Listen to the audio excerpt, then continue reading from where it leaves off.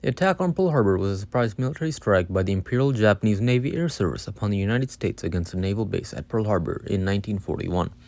At the time of the attack, about 120,000 people of Japanese ancestry lived on the U.S. mainland, mostly along the Pacific coast. After Pearl Harbor, there were massive amounts of suspicion towards the Japanese Americans.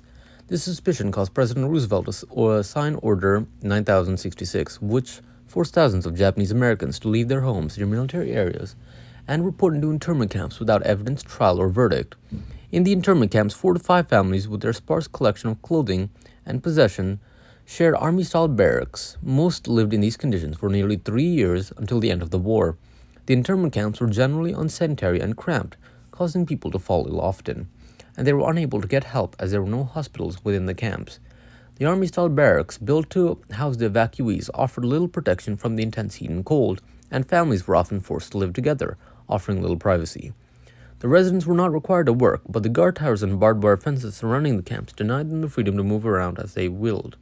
The camps were dependent on the people living there without any outside help.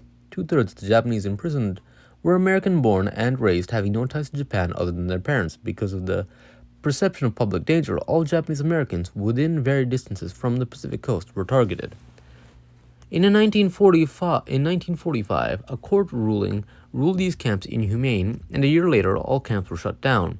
After the camps, as compensation, the Japanese Americans were offered a mere $25 and a train ticket home, where they returned to find their property either reclaimed since they couldn't pay taxes or all of their belongings stolen. Even when the Japanese were set free, they still faced mistreatment by other Americans. Homes were vandalized, and there were massive amounts of discrimination against the Japanese. In 1988, the remaining survivors of the relocation camp were sent formal letters of apologies and were awarded $20,000 in restitution from the United States government. It took far too long for the victims to be properly compensated, with many being dead by the time the government formally apologized. These camps represent a dark and unjust part of American history.